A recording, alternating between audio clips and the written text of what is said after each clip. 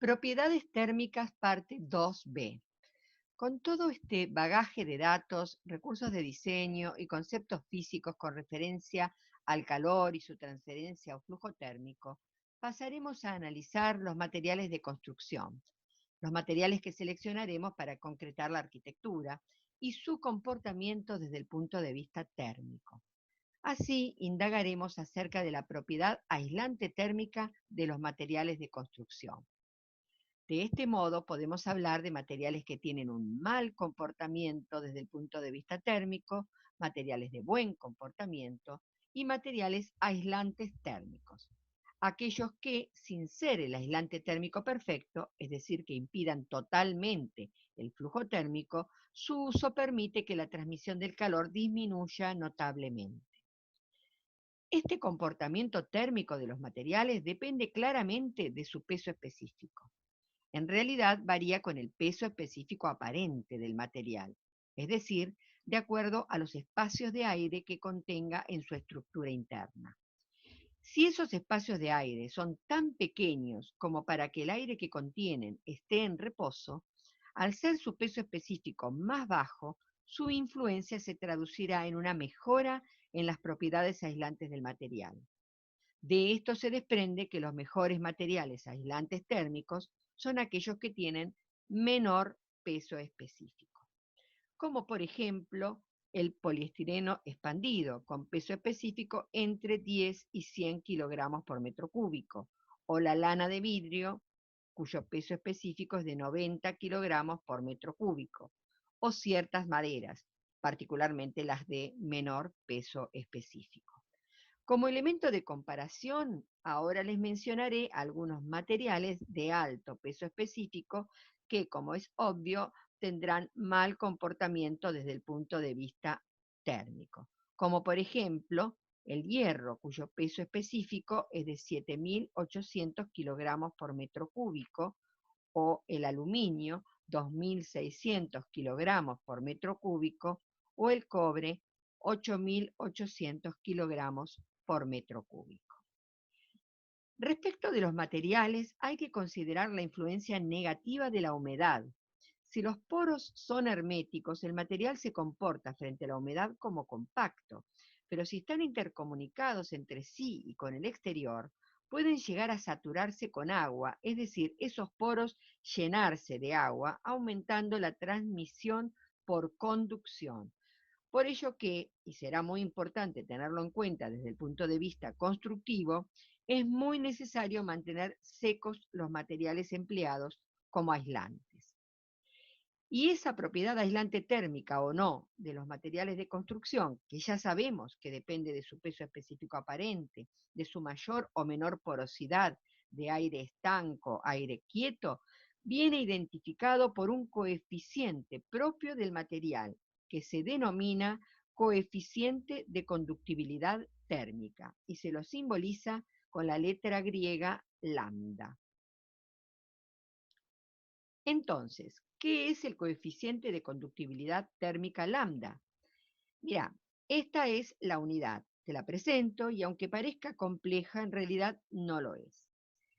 Lambda, o el coeficiente de conductibilidad térmica, es la cantidad de energía térmica, medida en kilocalorías, que atraviesa un material de 1 metro cuadrado de superficie y 1 metro de espesor en una hora de tiempo, cuando la diferencia de temperatura, es decir, delta T, entre una cara y la otra del material es de 1 grado centígrado.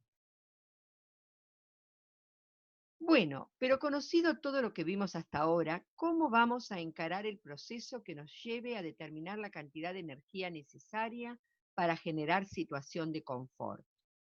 Lo vamos a hacer partiendo de la resistencia, que la simbolizamos con la letra R mayúscula. La resistencia del cerramiento o parte de la envolvente al paso del calor. Es decir, cuánto es capaz de resistir el paso del calor o el flujo térmico la envolvente. Y lo analizaremos y consideraremos para toda la envolvente vertical, muros, puertas y aventanamientos, la envolvente horizontal, techos y pisos. Aquí queda bien claro el concepto de abrigo, una de las concepciones esenciales del hábitat. Para este análisis tendremos que conocer de qué aspectos del cerramiento dependerá su resistencia al paso de la energía térmica.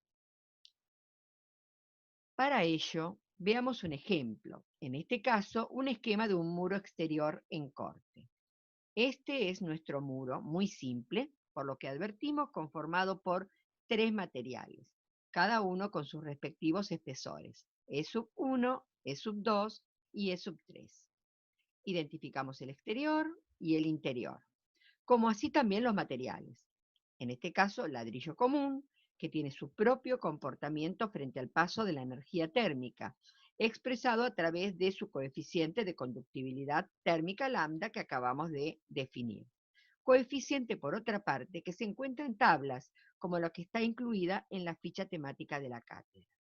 Los otros dos materiales son reboques. No vamos a entrar en detalles en este momento sobre el tipo de reboque, ya que no estoy desarrollando un caso concreto.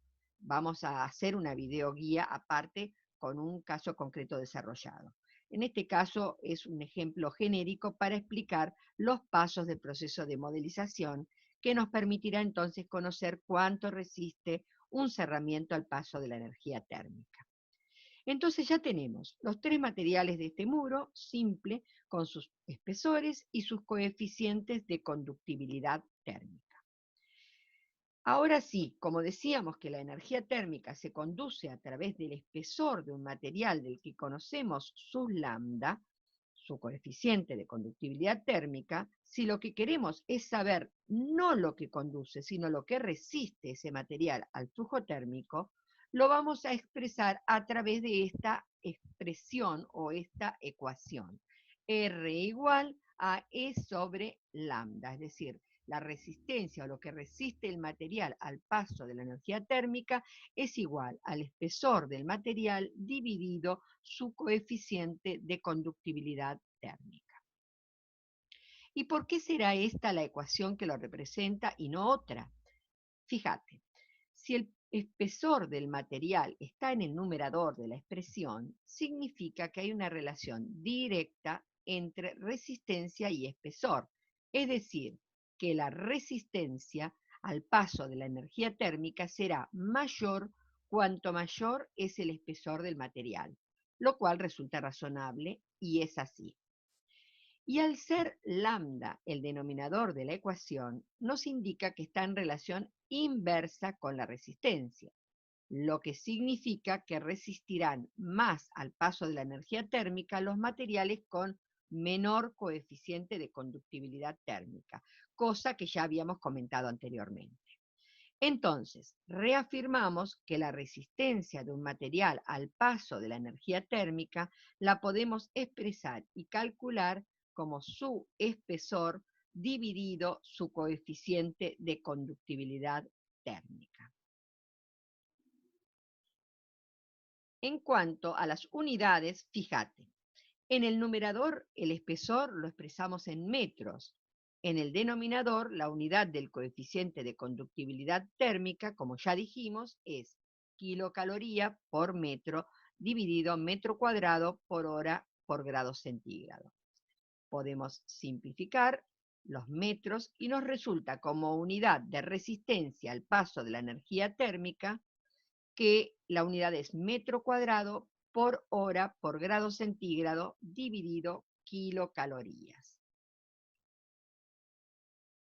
Un concepto adicional que nos va a ayudar en nuestro objetivo de lograr que la envolvente ofrezca una mayor resistencia al paso de la energía térmica es el siguiente. A ver, la transferencia de calor entre el aire y el primer material que encuentra, en este caso de la pared, se efectúa por radiación y por convección. Y eso se debe a la diferencia de temperatura entre el aire y la superficie de la pared.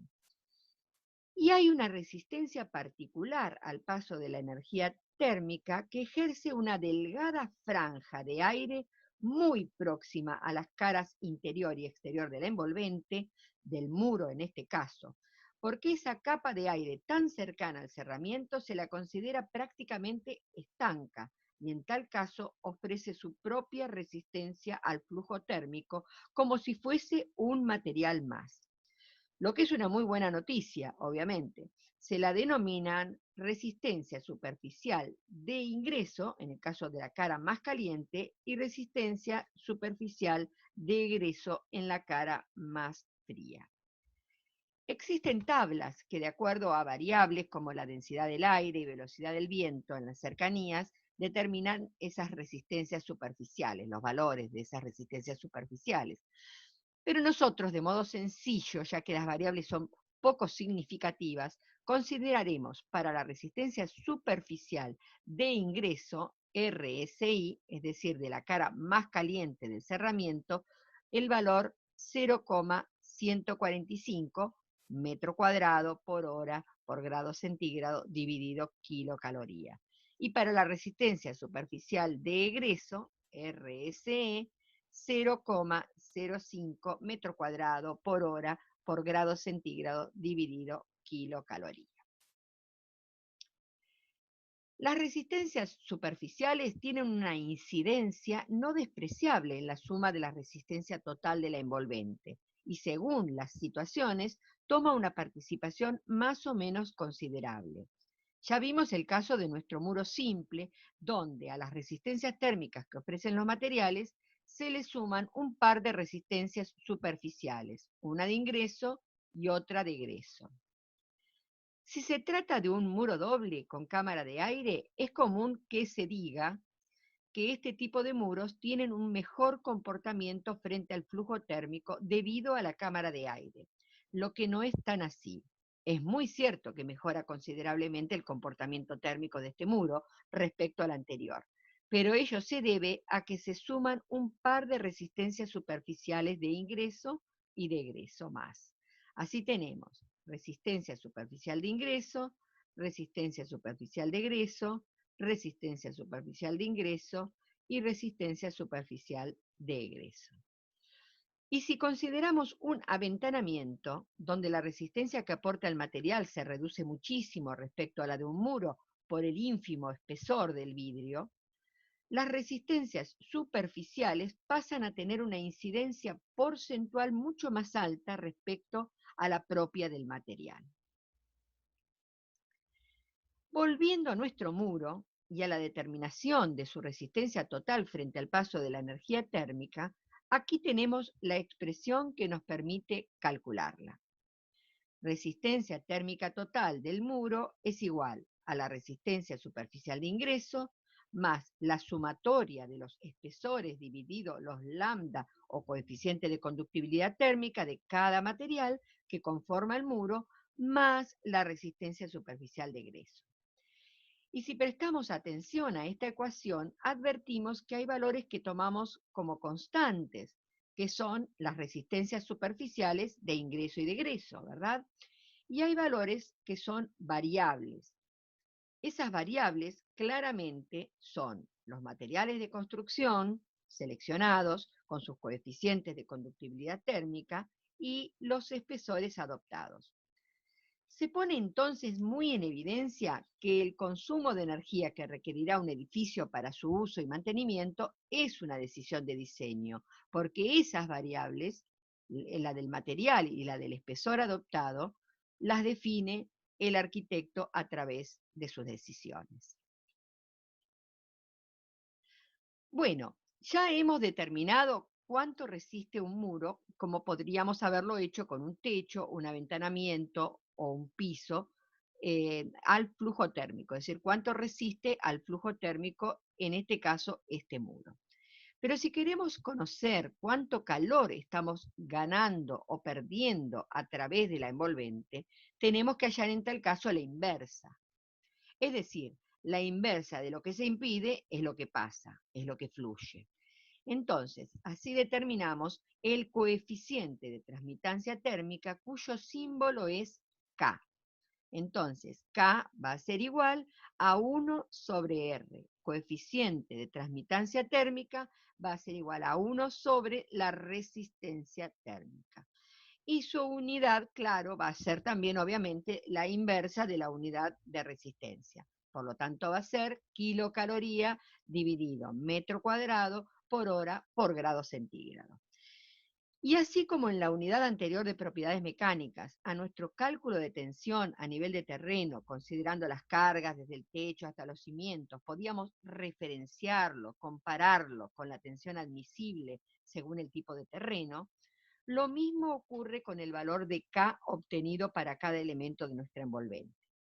Como nuestro país es tan extenso y de condiciones climáticas tan variadas, el Instituto IRAM, que regula mediante normas, condiciones y características de las construcciones, en la norma IRAM 11.603 lo ha dividido al país en distintas zonas bioambientales. Para la zona bioambiental a la que pertenece Mar del Plata, que es la zona 4D, el valor de K admisible es de 0,8 kilocalorías dividido metro cuadrado por hora por grado centígrado. Este valor lo determina, el valor del K admisible, lo determina la norma IRAM 11.605. Y ahora pasemos finalmente a hallar el flujo térmico, que se produce a través de un muro, de un techo o de un piso.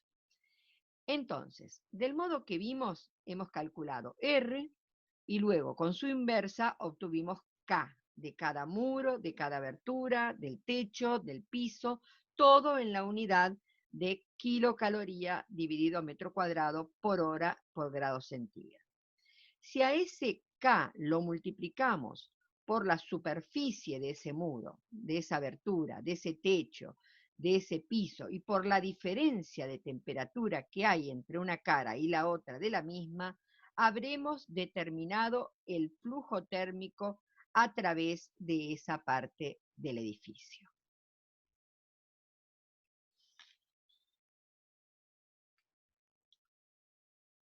En la introducción en nuestra materia, en Introducción a las Construcciones, trabajamos con esta unidad para transmitancia térmica, la unidad de kilocaloría dividido metros cuadrados por hora por grado centígrado. Pero seguro encontrarás bibliografía con esta otra unidad, watt dividido metro cuadrado por grados Kelvin.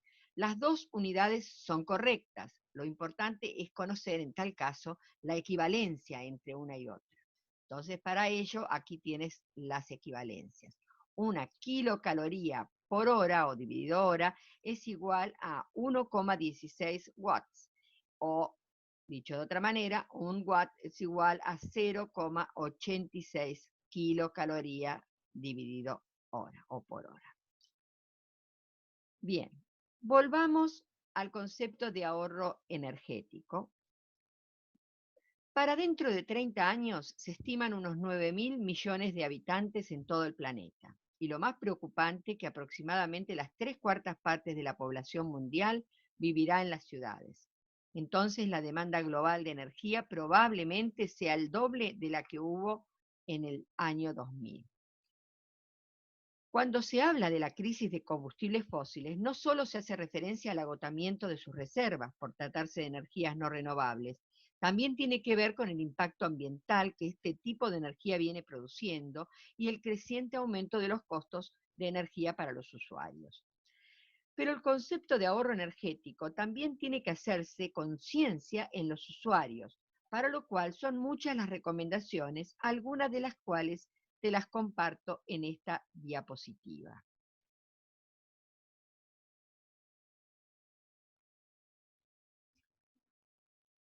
Partiendo de los elementos para iluminación de uso tan cotidiano y constante, con ahorros muy significativos en las lámparas de bajo consumo y LEDs, y continuando con la adquisición y uso de aparatos de mayor eficiencia energética. La Dirección Nacional de Comercio Interior, a través de la Dirección de Lealtad Comercial, estableció, a través de la Resolución 319 del año 1999, la obligación de certificar el cumplimiento de las normas relativas al rendimiento o eficiencia energética para quienes fabriquen, importen, distribuyan y comercialicen artefactos eléctricos de uso doméstico en la Argentina, y la obligación de colocar en los mismos una etiqueta en la que informe justamente eso, la eficiencia energética de ese aparato, ese de ese artefacto. Las categorías van desde la A hasta la G, de mayor a menor eficiencia.